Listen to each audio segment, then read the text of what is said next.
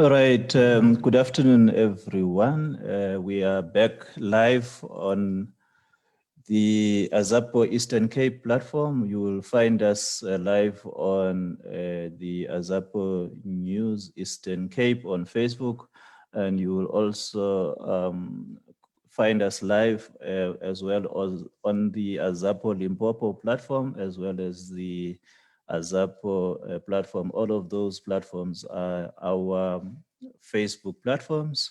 We are back again with our regular Saturday afternoon discussions, and today I am hosting Nonhle Mbuthuma of the Amadiba Crisis Committee, and the topic of our discussion is bleeding for our land, the betrayal of Xholobeni.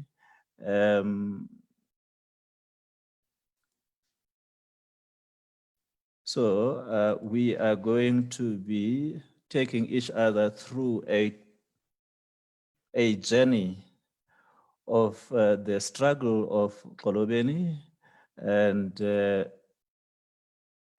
some of you will recall that the community of Xholobeni has been in a battle against international communities and against our government, fighting for their land. And my guest today is Nonhle Mbuthuma, and I wish to take this opportunity to welcome her to this Azapo Eastern Cape discussion platform. Welcome, Comrade Nonhle. Thank you for inviting me, and thank you to all the comrades from Azapo. Thank you. As you would know, I mean, this is a long battle and a long struggle against, the efforts by the Transworld Energy and Mineral Resources Company, which is an Australian firm which has been hell-bent for a while to, fight against the community of Xholobeni, forcing them to agree to hand over their land so that they can get the titanium that is found in those coastlands. And Nonhle and her Amadiba Crisis Committee have been, at loggerheads with this company, and they have been at loggerheads with our government that has been fighting alongside these multinational companies, fighting against, the Amadiba Crisis Committee, who have been steadfast in their fight to retain the land that the government wanted to hand over to this multinational firm. Comrade Nonhle, can you, take us back? Where did it begin? And take us on a journey from where it began up until where we are today.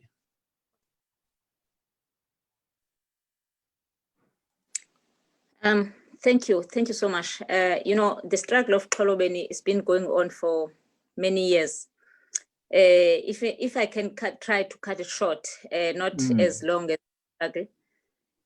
The Australians, they just arrived here in early 1996, and they told us that they want to mine where we live, where our ancestors they are living, where we do survival, agriculture, and everything. Our life is nothing anywhere else. And they told us that they want to mine. And the question that we asked from them, if they want to mine, how are we going to survive? Because we've been living here for many decades. Now, if there's development, how are we going to fit? Because yes, development is important, but we cannot compromise who we are because of a development. And the other question that we're asking, whose development they are talking about?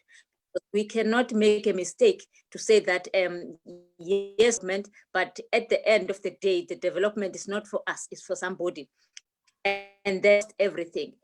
And then when we realize that this development is not for us, have nothing to for us, but it's for them as the Australian company together with the government of South Africa, we just told them that this type of development is not good for us because it's going to destroy our food and it's going to destroy the environment that we are living in, because we are just living along the ocean.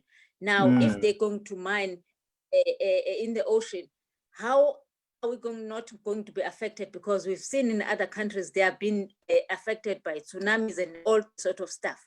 Now, we are worried as the climate is rising up in flames. Now, if we allow that in order to make profit, what about our lives? That is why we take a stand at the Amadiba Crisis Committee that we don't want mining, and we don't even want it from the mining, because there's nothing you can benefit from the mining beside diseases and beside the loss of who you are and beside the loss of your livelihood. You know, why we need to compromise. And when we try to ask those questions, it was like, we are anti-development, but we are not anti-development, we are for development. And we stated many times what type of development that we want to see in our community.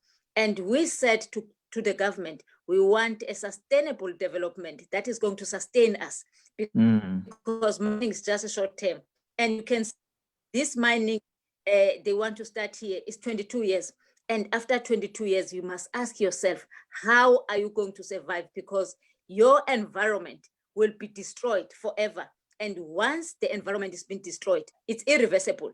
I know they always says that they're going to but rehabilitate, it doesn't mean that you bring back the environment. Once the land is being destroyed, you cannot rehabilitate. And I don't know what they mean when they talk about rehabilitation, because immediately the water is being contaminated. Look at example, Johannesburg. Like all the water from underground is being contaminated, and they cannot rehabilitate that water. It's damaged already, and people, they're starving as we speak. Now they say us, if we take the mining, we're no longer starving. But why other communities where the minings go to Mpumalanga, go to Richards Bay, people are starving to death in the presence of the mining? Clear to us that mining is not for us. Mining, right now in Xholobeni, you can see how the ANC politicians, they were putting themselves in the called BE. You know, they formed the BEs in order to get in industry. And then when you ask who is BE and how the BE were being formed, nobody told you. But when you look at the regulations of the mining industry, they said that the communities are going to benefit through the BEs. But the question, how come you can benefit to something that you didn't, and you didn't even appoint? How can be accountable? Because you didn't appoint those people. Those are the things that you can see, because right here in Xholobeni, there is a BE called Xholobeni Empowerment Company, where the government always push that we're going to benefit. And when you look at those BEs, the children of the politician, of the high profile politicians, they are the directors. Now they are sitting there in the parliament, but their children are here on the ground to make sure that when their mothers, they decide on parliament, and they are waiting on the ground to hold everything that is coming. That is why you can see that no matter how we fight, no matter how we push, the government of South Africa is always fighting against us, because they see that they're going to lose, because many of them, they're involved in this mining of Xholobeni. It's not just Eastern Australia, because right now, you see, we take this matter to court. And when we take this matter to court, it was not only we are taking the Australian company, but we're taking our own government that we voted for, to make sure that they are protecting us as citizens of South Africa, not only protecting the Australian company, because they never get any vote from the Australia. They get the vote from us. That is why right now we take our own to say in court, we have a right to decide, to choose. Now, those rights are in our constitution. Now, they must be implemented on the ground, not only for individuals. And when it comes to development, when we take our own government to court, we said the development, it does not supposed to come from the top. Development is supposed to come from the bottom, go up. Otherwise, development is not. But the way, the approach of government in terms of development, it's a top-down approach. That means the government must decide on what is suitable for this. That's what we're trying to say, that our constitution is not speaking like that when it comes to development. Development must start from the people, must start from below, not in other way around. And now when we take our government to court, many people, they were criticizing, saying that, no, you are wasting your time. Why you take your own government instead of mining company? No, we said, no, we can't take the mining company. Mining company, it's here in South Africa legally, and it's been welcomed by our own politicians, our own people that we voted for. Now, in order to deal with the situation, we need to deal with our own government to make sure that the regulations are strong and they are protecting the citizens of South Africa, not the other way around. That is why we said the government, as from now, we have a right to say no, because the right to say no gives us a right to choose, a right to decide. Where before any development must take place, the communities must give a consent, not only the government. And we understand that the government right now, they are pushing a new law where it's called the Traditional Cohesion Leadership Bill, you know, where they're pushing our traditional leaders as a decider when it comes to land, where they said that when the mining company come, there is no need for the chief to consult the people. And it's clear to us, the ANC government pushing the law in order to take the land away from us. And the question, if our own government is still bringing the apartheid laws in the democracy, that means it's very difficult for them to accept the new change, the new regime, because it's them, they were supposed to fight this battle to say that this kind of law is not good. Because right now, if you look at Xholobeni, who signed the deal with Australians, it's our chief. But the chief signed without any consent, any consultation of the people, because the chiefs, they were being educated by our own state that they are the owners of the land, which is not true. The chiefs are not owning the land. The land is owned by the people, like in the ANC government, because the ANC government is owned by the branches on the ground. The ANC itself, they are the product, and also the chiefs, they are the communities. That is why I don't understand when they try to change the law in other way around. And after we take our own government to court, we won a judgment where the judgment is stated clear that there will be no mining in Xholobeni, and before you start any mining activities, the people of Xholobeni must give a free prior informed consent. That means we must give a consent before anything can happen. But unfortunately, our own government decided to appeal that decision of 2018 November 22, where it gives us a right to decide. They said no. If the South African, it gives the people of Xholobeni this right, is too much for them. That means the rights must be too much to the state and less to the country. And for me, when you look something like that, that's not the democracy. The democracy is that from, because right now, if you can see the judgment we won in 2018. Now this is the end of 2020.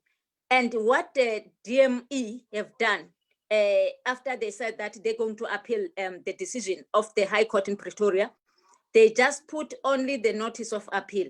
no papers that can help the court judgment to argue the court. Now it's almost 2 years. There's nothing from DME. And now what we have done, because we can't wait, this is too long, much for us. We can't wait anymore. And we said it's better to go to court again to say that the way government is treating us is so unfair, because they can't be taking too long that they're going to appeal. And this appeal, it's a way of buying time. Actually, it's a way of buying time, and it's delaying other development in our community, because this issue of mining, it's a pending issue. It's still like hanging in the air. Now, anything that we are trying to do here, it's always been blocked by this decision. It's not been clear where it's going. Now, many people, they always says that there's no development in Xholobeni, but how can we develop while there's a pending issue? And they are doing that deliberately to make sure that there is nothing in Xholobeni until we say yes to mining. That is why they are buying time. And this time, we said, we've seen they are tricky of thinking of buying time.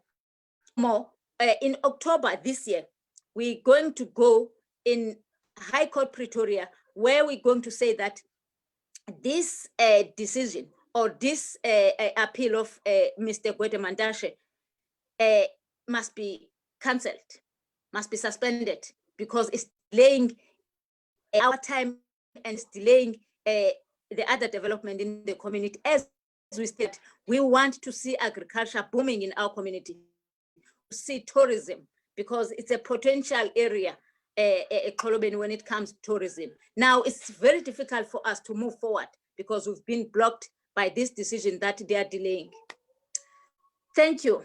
Thank you so much. Thanks. Yeah. Thanks for that opening. It is quite interesting because, I mean, the Mineral and Petroleum Resources Development Act is very clear that whenever there has to be a development in any of these communities, there must be full and formal consent from members of the community that are residing in that area or in that piece of land. Why is it that the government is so hell-bent to fight against the community? Because, I mean, if you look at your struggle, for instance, it's been almost 2 decades now, and along the way there has been a lot of fighting and a lot of death. I mean, I remember back in 2016 the struggles between the communities that led to the death of Bazooka Rhadebe, who was assassinated defending your right to the land. Why is it, what do you ascribe this to, that the government is really fighting against you doing what you want with the land of your forefathers? What do you put this to? Honestly, for us, the way we see, this is called conflict of interest. This is called conflict of interest because if our government is trusted, and we understand, they always says that this mining of Xholobeni, it's a public interest. But for them, I don't think it's more public interest, but it's a conflict of interest. Because as I said, of some other high-profile politicians are involved in the so-called BEs on the ground. And there was quite a lot of exchange of a brown envelope in the middle, where they were trying to bribe some people. And also, as I'm speaking, our chief was just given a 4x4. For what? You see, all that, it's clear that there is interest. And after, our late chairperson was being murdered, even himself, they were trying many times to bribe him to make sure he get the brown envelope. Unfortunately, he rejected the brown envelope after he tried to expose the corruption in the ruling party. he was just murdered. And you can see his investigation also is not going anywhere. It's been blocked. All the that is not going forward. And I was like also surprised, the former minister Msebenzi Zwane, after Bazooka was being murdered, they were just jumping to say that the murder of Bazooka is not involved with something to do, anything to do with mining. It's involved in the taxi industry. But how did he know that? That's the question. How did he know that? And he said that if it's involving the tax industry, we want to see the arrest. We want to see the justice, but there's nothing. How did he think it's involving? Because we said that Bazooka was being, somebody was trying to bribe Bazooka. And he stated clear who was trying to bribe him. And he tried to give the journalist. And the person, he's an advisory of the minister. That's why we said that there's a lot of conflict of interest in the high politician in the government. There's a lot of interest, and the way they are pushing, you can see they are trying by harder to bring the police to brutalize us and to do everything. Because if they are not having an interest on this matter, why they bring so much police when it comes to discuss this matter? Because if this is a public consultation, what is the reason behind of bringing all the type of security? The security is the tight I ever seen, and the police are being shooting, and none of them even bother, because they always want us to be hurt in the middle of the process and doing all the sorts of intimidation. And unfortunately, we are not being intimidated because we are coming far during the Pondo revolt. This land of Pondo land is not been started to be protected now. It's been started during the 1950s. And if they think us, we're going to be defeated by our own people, they must think again. Our forefathers, they were not even afraid of the apartheid government. The British were trying to invade Pondoland, but they fight. They don't care even if you bring the guns, but the land is important. The land is the legacy of our children. Cannot compromise that. I am here with Nonhle Mbuthuma, the chairperson of the Amadiba Crisis Committee.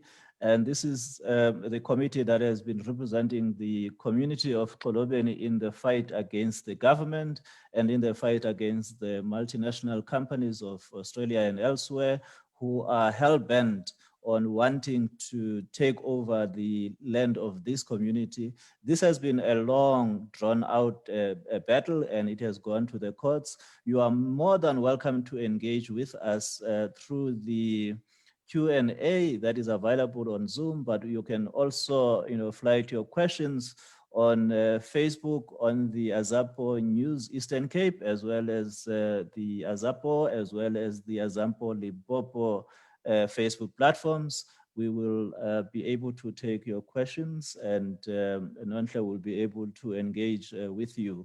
They have been brutally fighting with the state. They have been bleeding, and a lot of people have been attacked. The police have been unleashed on them. Their families have been torched. It's been a brutal battle. How do you keep the community together in these struggles? How is it possible that, after so many years, you have been, able to, bring people together and, create the atmosphere that seems to be existing of a very united community, fighting for this land? Yeah, it's very difficult when you work with people. People are very difficult. But when it comes to land, especially here in Pondo land, land is everything. The other way you can keep people united, you can keep people working together, is just to inform people, just to be closer to the people, tell the truth. tell the truth to the people. Don't lie to the people about something that you know that is not going to happen. If you see that the battle is becoming difficult, just tell the people that no, I think now the battle is becoming difficult, and make sure that you inform them all the time what's going on, to enlighten them, to just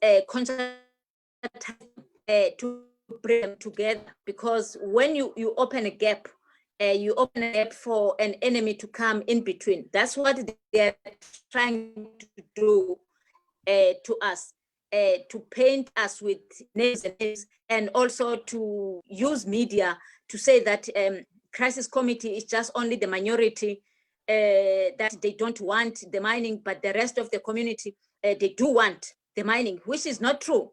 But we always get that information to tell the people that right now the strategy is to painting us that we are minority, and the rest, and the things that they are painting us that we are anti-development and we are anti-government, which is not true. Our government, we want our government to do the right thing, to do what we want, not what the government want. Yeah, that's here on this struggle, and to make sure that people are united, because there's small things that are making people to lose the trust to the leaders, where you've been taken to somewhere else, but you forget about your people back home. We did all our best, even if we're given some position somewhere else to go and get some jobs, but we don't want to go away until we finish what we started. Because as activists, it's very easy when somebody see you are active, and then try to disconnect you of the community. But we want to make sure that we finish this battle, and then we start a new page. That's how we manage to unite people. And that new page, I would assume it would be, focusing on the redevelopment of your land, through agriculture, through tourism, and what kind of development do you want to see happening at Xholobeni that, the government does not seem to like? Yes, the new page that we want to start is to see a development that we want in our community. For example, the tourism. And when we talk about tourism, we are not talking about big tourism. We're talking about tourism, because also it's a big word. We have a good the World Coast Sun Casino, where people were being moved, forcefully removed from their own land. Today, they can't even access their defense inside of tourism as well. We are very careful about that. And right now in Xholobeni, there is a tourism, which is horse and hiking trails, that is going on. And we do have the campsite, we do have the village-based accommodation. Those are the things that we want the government to support, because it lives together with us. And also the agriculture is there. We are not talking about something new. And also when we talk about agriculture, we are not talking about the monoculture, because also the monoculture, it's not good for our communities, where one person is producing or having one plant in the area. Like, for example, sugar plantation is there, but people, they always been forcefully removed in order to open a space for that kind of agriculture. That's why we said that we are not talking about monoculture here. We are talking about agriculture. Right now, we produce quite a lot of potatoes, lot of madumbis, lot of vegetables, and we feed the market in Durban right now. But what we need from the government is just to support us to fix our access road, to make sure that our community is being accessible. Because right now, very, very to do, because the roads are not even bad. The roads are not there. You see, one of the things I wanted to check with you is, I mean, I remember when Azapo visited Isikiti village in, when was it, 2008 or so, or 2018. that, the roads to, Xholobeni were just inaccessible. In fact, there were no roads, and there's just nothing happening there. There is just no development. Could this be the strategy that the government is deploying to force your hand on this matter? Because I mean, you've been so resilient and so resolute in your fight for, the possession of your land and forcing the government to listen to your needs. And you don't seem to be, bothered by the fact that the government is not doing anything. Is there something that the community are doing, but themselves to look after their land and develop their land themselves, now that the government has seems to have taken the view that they are not going to be doing anything for you? Right now, if I can say to you, we've been cut out in the budget of South Africa. We've experienced COVID-19, where we heard that government is putting a budget aside of the water tanks to support those communities that they don't have access to water. And we're just hoping that the government is going to prioritize our community, because they know that in our communities around Xholobeni, there is no access of water. The water right now we access from the rivers, and there's nothing. And then we're hoping that they're going to prioritize us, but nothing, zero. And if this COVID-19 was killing those people that they did not benefit from the government, our community was going to go. But what we just make sure that our community are not being hit by COVID-19. And we did get support from other people where we buy the sanitizers to make sure that our community it's been affected also is going according to the regulation of COVID-19. And to make sure that the awareness is being done by us, because there was not even a single of a person from the state, not even a councillor, to do an awareness about COVID-19. And I was even wonder, how did they expect in the rural communities like ours even to access the radio, because the signal is not there. It's not even poor. It's not there. It's difficult to hear the news on the radio. How did they expect the community, or they don't know if there's such communities like us? But if they don't, how did they reach us during the elections? During the elections, we saw them many walking around and canvassing us to say we need to vote for them. But when it comes to bad times, they are no longer being seen. But that is why I did all our best to make sure that our community during COVID-19, and we ran awareness all the 5 villages without even any help of the government, and to make sure that people are not starving. They produce their own fresh food during this COVID-19.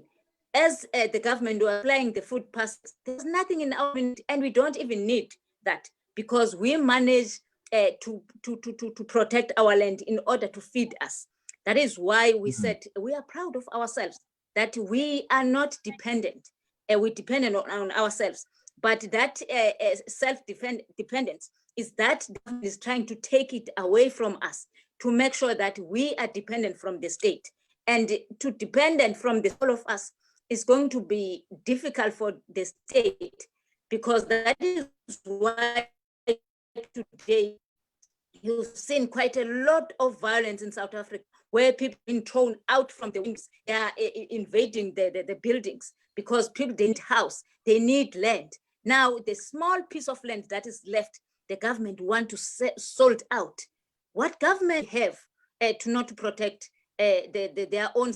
That is why we said that the government of South Africa, please, you must regulate their laws that are protecting us, but not to protect the foreign cooperatives. Look, I mean, it's quite impressive, the observation that despite all of the challenges that the community is facing, and you still engage in, self-reliant activities to enable yourselves to continue to live. And, you continue to protect the land of your forefathers. without any support from the state. And I note that the government is busy trying to make amendments to, to the act to enable, themselves to do as they wish. Because I think, the fact that, Judge Basson decided in the manner in which she did must have really thrown the spanner in the works in terms of the, what she called the full and formal consent. And we've seen immediately after that judgment, Gwede Mandela approaching certain communities. It's quite commendable, the unity that you have managed to maintain within your community, despite all of the challenges. How are you going to deal with a situation where people are being approached to sabotage some of the efforts that you are making to maintain, the unity that seems to exist within the community? Because I see this, permeating beyond Xholobeni into other areas. We have heard, for instance, the community of Bakhatla in the Northwest having, benefited from this decision, where, they were also fighting for, the retention of their land, and they've succeeded to use the example of your fight as a basis upon which they won their struggle.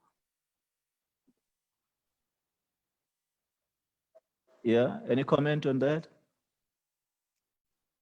Yeah, that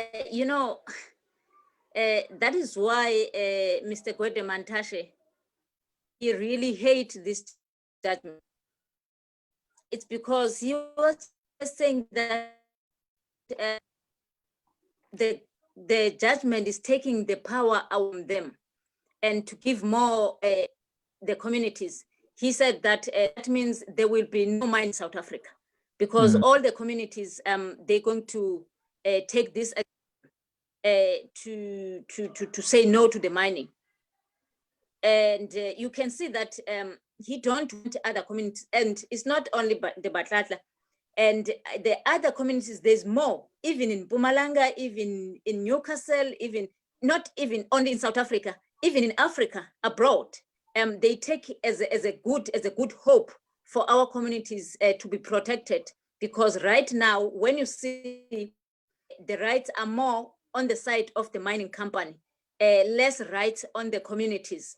Because even if you look at MPRDA, it's only speaks to the consultation. You must consult people and then it's done, because they don't understand what consultation means.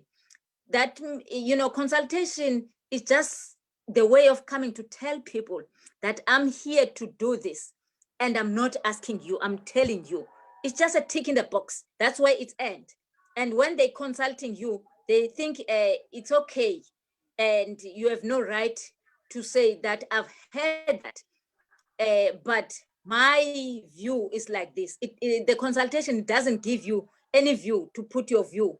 And now that is why Gwede Mantashe, he hates this judgment, and he can't even see the judges agree with us, because it's going to make a difficult work for the DME department, where they always compromising the communities because of the royalties, because they know that the state, it doesn't matter how much the communities they suffer in the name of mining industry, but as long the state, it gets the royalties. That's the problem of, they are not putting the human rights first. They put the profit first. Let me just check, Nonhle. Are you as a community really against mining? Or is it a question of you being against mining, or is it a question of you being for your land, or for you being consulted so that whatever decisions that are made about the land are, agreed upon, by the community along with the government? So is it a question of you wanting to be consulted, or is it a question of you saying, well, we don't want mining, full stop? Simple.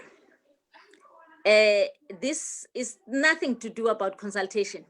Mm. They've done consultation properly, if I can say that, properly.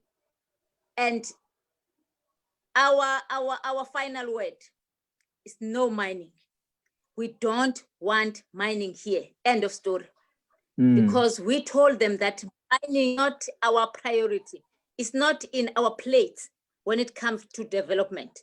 We do have what we want to see here, something that is going to be benefited the next generation and the generation and the generation of the generation, which is agriculture and ecotourism, not mining.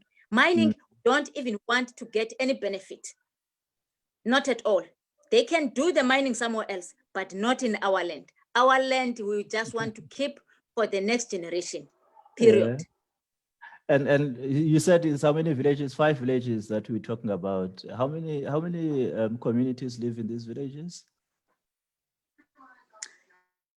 How many communities? Yeah, how many are you in these communities? Can you just give us a perspective about the Xholobeni area? What are we talking about? I understand that these Australians have been wanting to mine on the 20 kilometers stretch along the coastline, and how many communities will have been impacted by the decision for the mining? Is it the whole community, or is it the whole 5 villages, or there is more than that?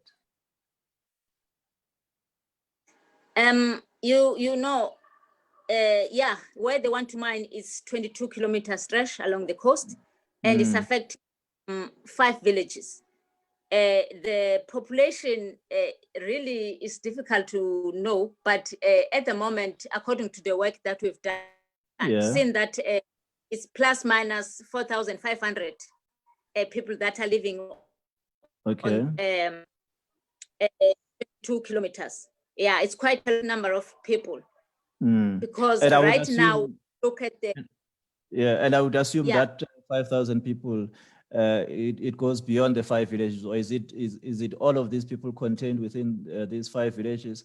Are you getting any support from the neighboring villages and other communities, or is it a question of the area being on its own, the Xholobeni area being on its own?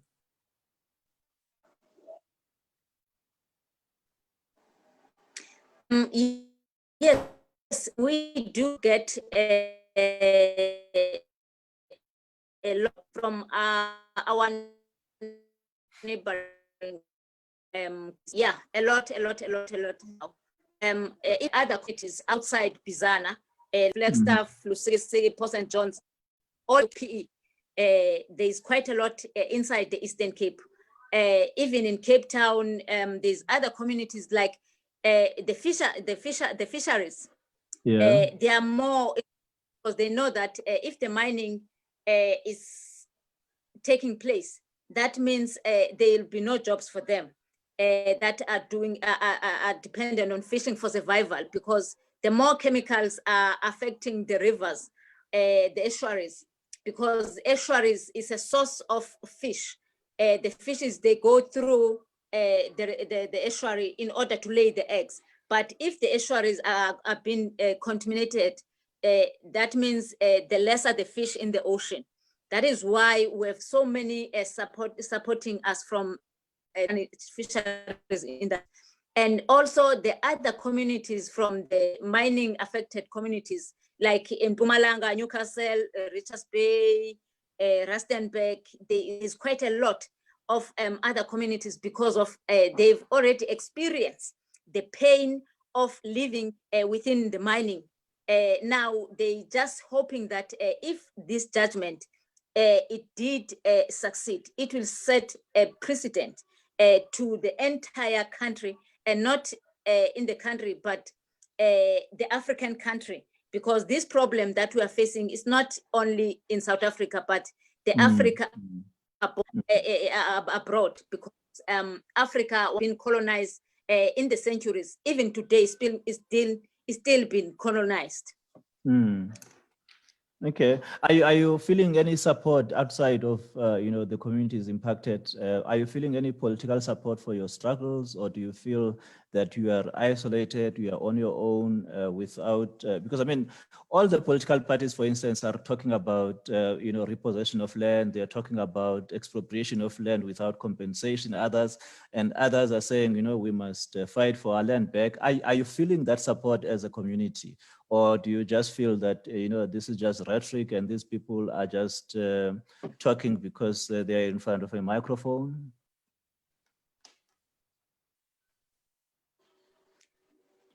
Yeah, we've been supported by other political parties. They are really, really behind us, and some they even question in the parliament about the land issue, about the colonial struggle at the party. But all the others,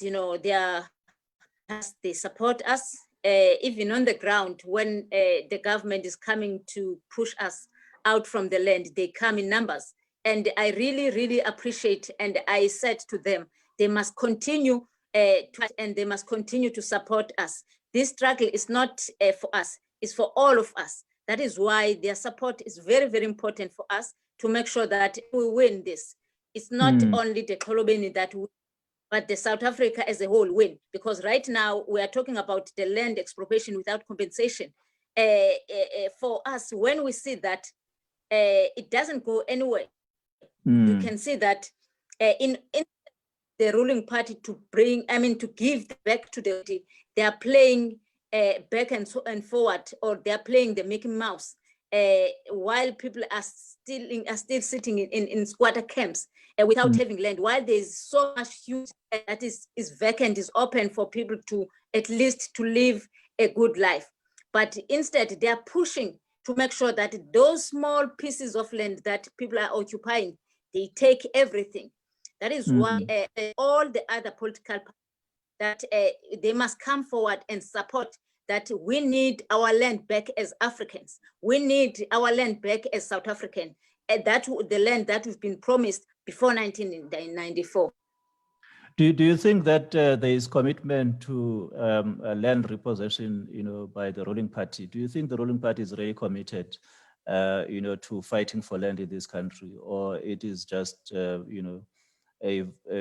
gimmick to get your votes? Because otherwise, how do you justify the fact that they've, through the government, been fighting against all your efforts to retain your land?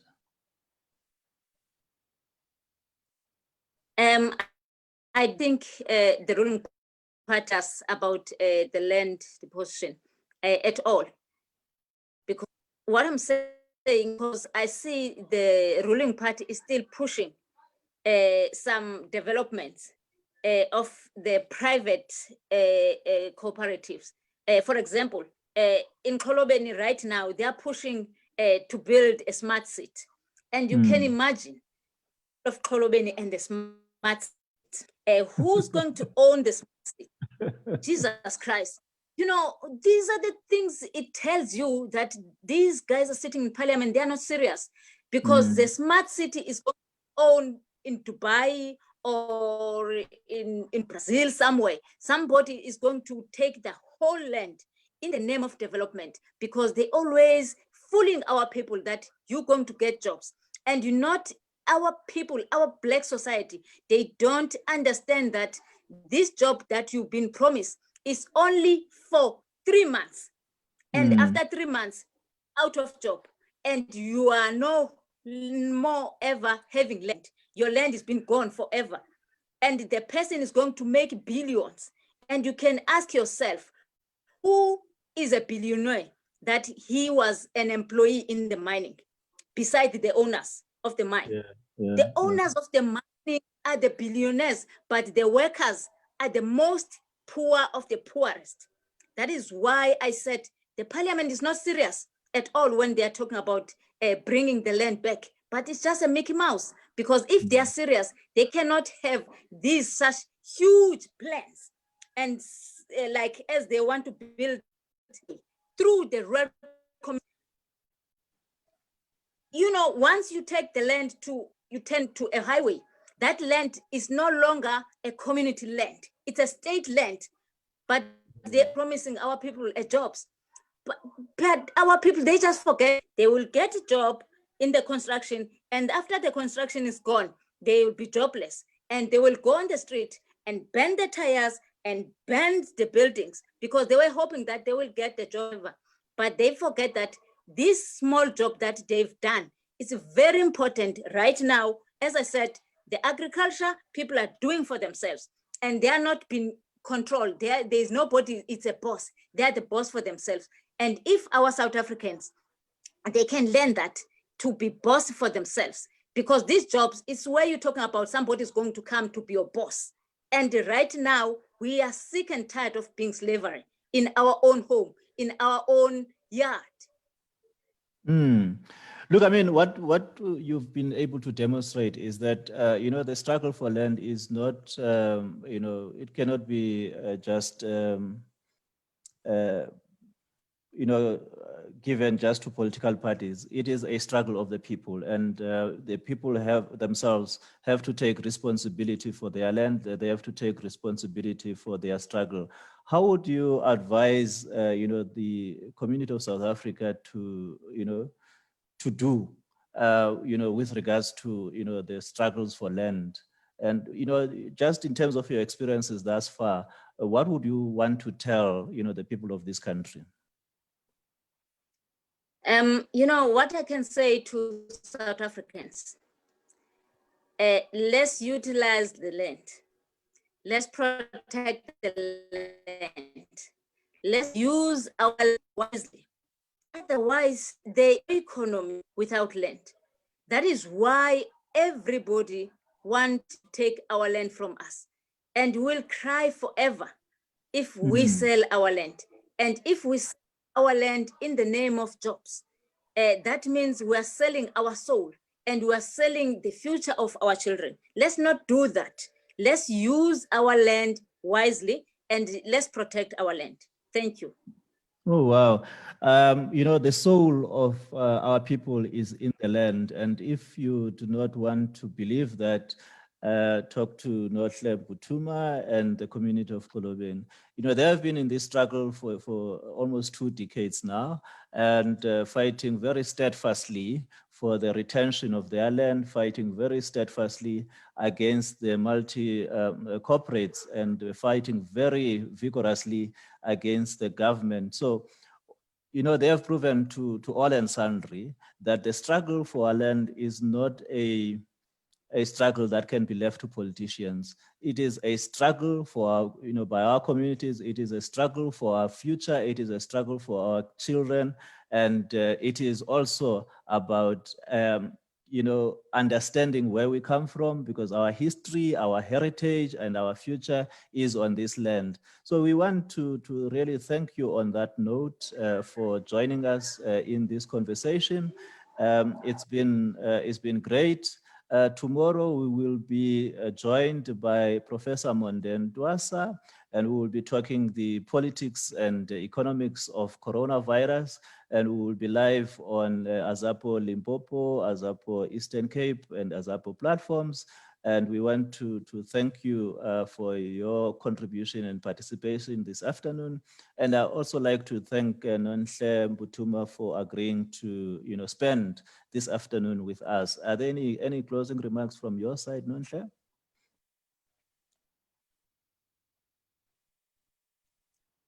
No, thank you so much, the comrade of Azapo, for inviting me. Thank you. As ACC, we really appreciate and your support of our struggle, and we've been with here